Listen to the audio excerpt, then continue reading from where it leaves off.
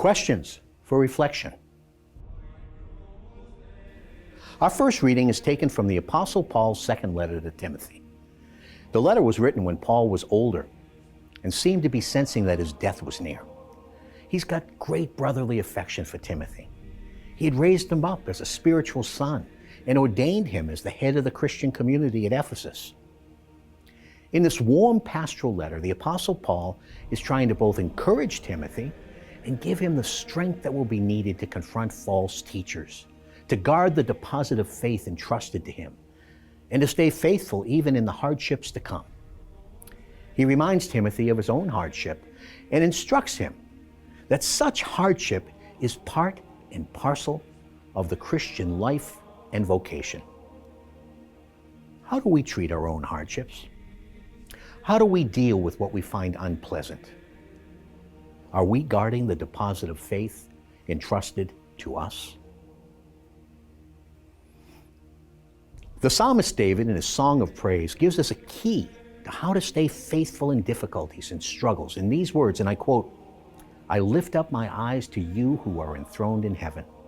Just as the eyes of slaves are on their master's hand, or the eyes of a slave girl on the hand of her mistress, so are our eyes on Yahweh our God." Are we keeping our eyes on the Lord? The Gospel for today's Holy Mass is taken from St. Matthew chapter 12. It is the Sadducees' turn to try to trap Jesus with a hypothetical question.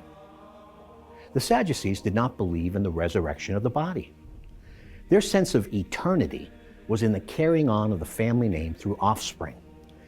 In fact, they took the admonition from Moses to mean that a form of levirate marriage, where a brother married the spouse of his dead brother if she was barren, in order to produce offspring.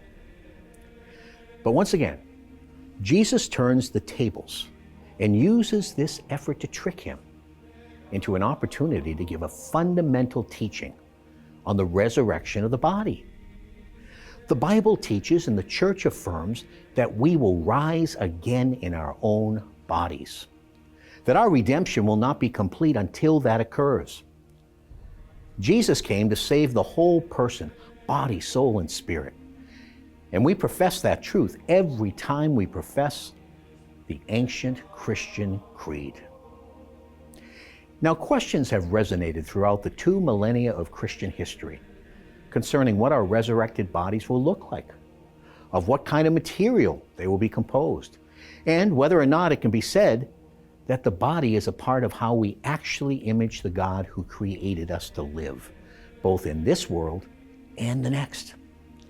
Yet the extraordinary claim of the Incarnation is that God the Son, the Word made flesh, the second person of the Trinity, came into our midst bodily and is now seated bodily at the right hand of the Father.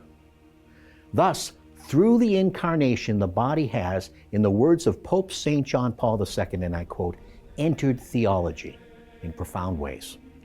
He further explained, and I quote, "Through the fact that the Word of God became flesh, the body entered theology, that is the science, the subject of which is divinity. I would say through the main door. The Incarnation and the redemption that springs from it became also the definitive source of the sacramentality of marriage." End quote. Jesus also taught there will be no marriage in heaven. See Matthew 22, verse 30. That's not because marriage is bad, but because one of its ends, its goals, is to help the spouses grow in holiness and get to heaven, and it will have been completed. Do we believe, I mean really believe, in the resurrection of the body? Do we understand Christian marriage as a call to holiness?